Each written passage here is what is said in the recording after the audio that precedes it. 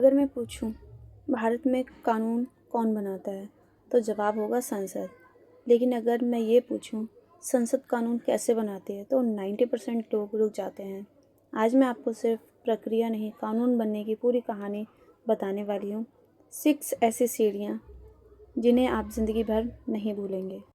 नमस्कार दोस्तों, आपका स्वागत है शशि द एजुकेटर में, जहाँ पढ़ाई सिर्फ जानकारी नहीं बल्कि समझ, कहानी और याद रखने की तकनीक बन जाती है। दोस्तों, पॉलिटिकल साइंस की किताब में कानून बनने की प्रक्रिया 1-2 पन्नों में लिख दी जाती है, मगर असल में यह एक जीवंत, धीमी, तर्कपूर्ण और संतुलित लोकतांत्रिक यात्रा होती है, जिसमें जनता, नेता, संसद और संवैधानिक संस्थाएं all मिलकर एक राष्ट्र निर्माण की पटकथा लिखते हैं। आज हम उसी यात्रा को देखेंगे। जैसे कि छात्र की परीक्षा होती है, वैसे किसी कानून की भी 6 चरणों की परीक्षा होती है, और जब वह सभी चरण पास कर लें तब वह बिल से एक्ट बनता है, यानी कानून। तो चलिए इस प्रक्रिया में उतरते हैं और समझते हैं कि कानून कैसे जन्म लेता है, कैसे बढ़ता है और कैसे राष्ट्र का हिस्सा बन जाता है। नंबर 1, संसद, लोकतंत्र का कानून निर्माता। भारत एक लोकतांत्रिक गणराज्य है। इसका मतलब यहाँ जनता सर्वोपरि है और जनता अपनी आवाज़ प्रतिनिधियों के माध्यम से संसद तक पहुँचाती है। भारत में संसद 2 सदन से बनी है, लोकसभा, राज्यसभा। लोकसभा जनता के प्रत्यक्ष प्रतिनिधि, राज्यसभा राज्यों के प्रतिनिधि। यही दोनों मिलकर कानून बनाने की मशीनरी चलाते हैं, लेकिन यह मशीन बिजली, स्क्रू और ऑयल से नहीं बल्कि बहस, तर्क, वोट और संशोधन से चलती है।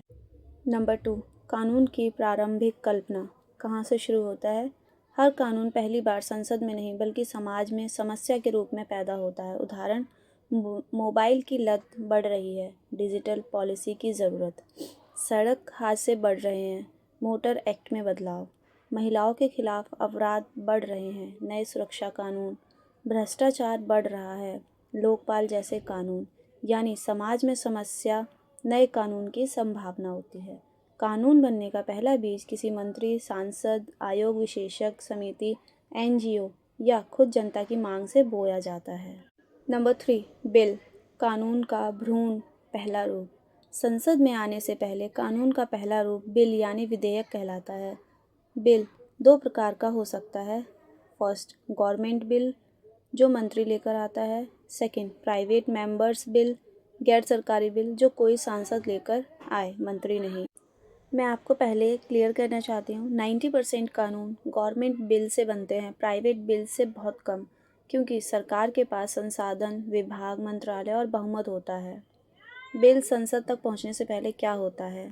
बिल एक आधिकारिक दस्तावेज बनने से पहले कई चरणों से गुजरता है। 1, समस्या की पहचान।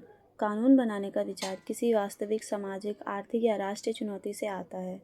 Second, ministry level drafting.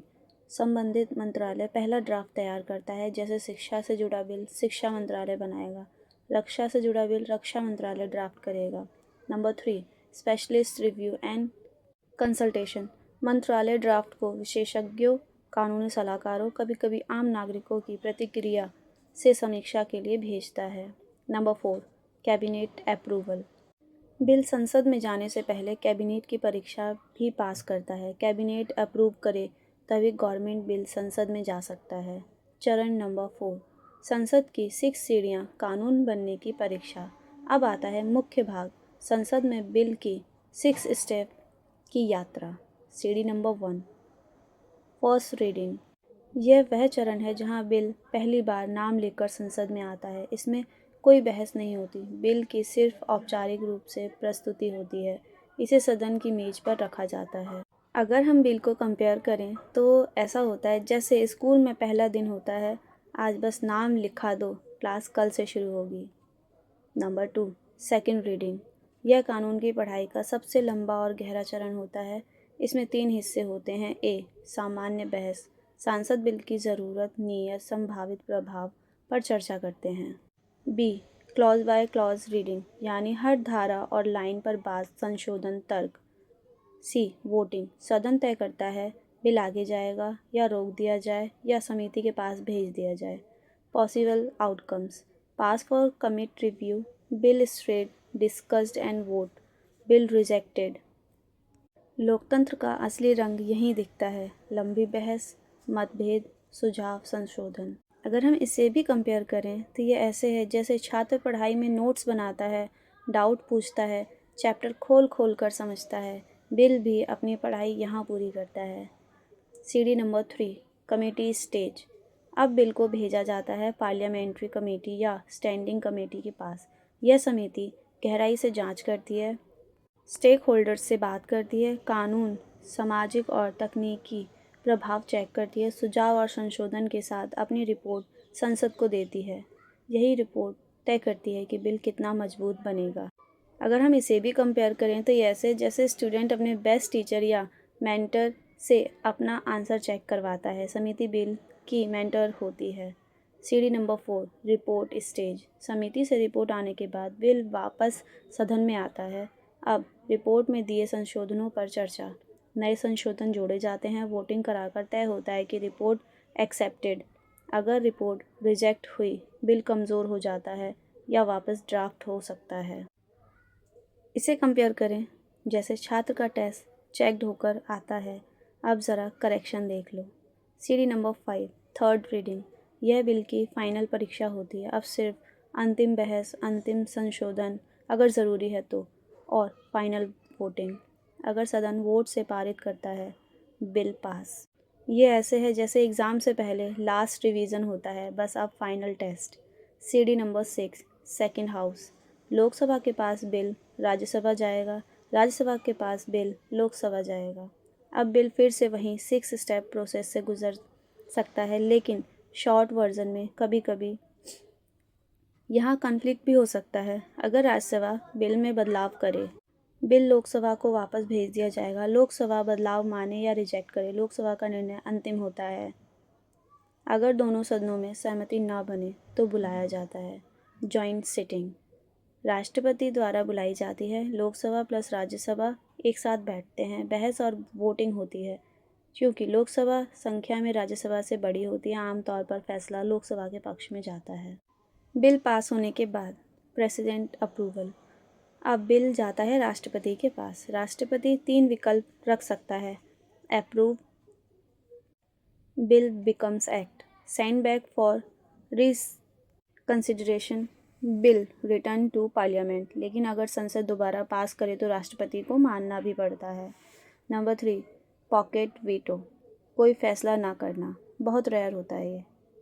Act, राष्ट्रपति साइन करे, बिल बिकम एक्ट यानी कानून, गैजेट में पब्लिश हुआ, अब यह देश में लागू हो सकता है। एप्लीकेबल डेट सरकार स्पेसिफाई करती है, कुछ कानून तुरंत लागू होते हैं, कुछ बाद में। नंबर 5, संविधान का आधार। क्यों इतनी लंबी प्रक्रिया है? भारत में कानून बनने की प्रक्रिया लंबी इसलिए है क्योंकि उद्देश्य सत्ता का संतुलन, कारण कोई एक व्यक्ति मनमर्जी से कानून न बना दे, लोकतांत्रिक भागीदारी, हर कानून जनता तक असर रखता है इसलिए जनप्रतिनिधियों की सहमति ज़रूरी होती है। बहस और संशोधन, कानून प्रैक्टिकल और न्यायपूर्ण बने, न्यायपालिका की स्वतंत्रता, संसद और अदालत के बीच संतुलन रहे। त्रुटि सुधार, कानून लागू होने से पहले गलतियां सुधारी जा सकें। एक शॉर्टकट ट्रिक देती हूँ आपको, जो आपको ये 6 सीढ़ियाँ याद करने का बहुत आसान तरीका बन सकता है। लेटर्स याद करो, FSCRTP। F मतलब फर्स्ट रीडिंग, नाम हुआ। S मतलब सेकंड रीडिंग, समझ हुआ। C मतलब कमेटी, चेक हुआ। R मतलब रिपोर्ट, सुधार हुआ। T थर्ड रीडिंग, टेस्ट हुआ। P प्रेसिडेंट, पास हुआ। बस इतना याद रखिए, नाम, पढ़ाई, चेक, सुधार, टेस्ट इजिकल टू पास। मान लीजिए भारत में एक नया कानून आना है, मोबाइल या सोशल मीडिया पर बच्चों के स्क्रीन टाइम लिमिट करने का कानून। अब सोचिए, नंबर 1, समस्या, बच्चे पढ़ाई में डिस्ट्रैक्ट हो रहे हैं। नंबर 2, मंत्रालय, शिक्षा मंत्रालय, IET मंत्रालय मिलकर ड्राफ्ट बनाएं। Number 3, cabinet approve. नंबर 4, सांसद बहस करेगी, लिमिट कितना, लागू कैसे, दुरुपयोग तो नहीं होगा। नंबर 5, समिति कई विशेषज्ञों से पूछेगी, teachers, parents, child psychologist. Number 6, report आएगी, लिमिट 2 घंटे, पेरेंटल कंट्रोल फीचर्स जोड़ें, डेटा माइनस रोकें। नंबर 7, संशोधन के साथ बिल मजबूत बनेगा। नंबर 8, दोनों सदनों की मंजूरी। नंबर 9, राष्ट्रपति का हस्ताक्षर। नंबर 10, गैजेट में पब्लिश। नंबर 11, लागू होने की तारीख तय, और तब एक विचार देश का कानून बन जाएगा। दोस्तों, लोकतंत्र में कानून बनाना ताकत नहीं, जिम्मेदारी है। यह पढ़ाई की तरह ही एक परीक्षा है जिसमें बहस डाउट है, समिति टीचर है, संशोधन करेक्शन है और राष्ट्रपति फाइनल रिजल्ट है। और यही भारत की लोकतांत्रिक प्रक्रिया को मजबूत और निष्पक्ष बनाती है। आज की पढ़ाई कैसी लगी? अगर आपको भी पॉलिटिकल साइंस को कहानी और आसान ट्रिक्स से समझना पसंद है तो अभी चैनल को सब्सक्राइब कर लीजिए और बेल आइकन दबा दीजिए, क्योंकि ज्ञान अब समझ बन जाए तभी आगे जाता है। मिलते हैं अगले एपिसोड में। जय हिंद।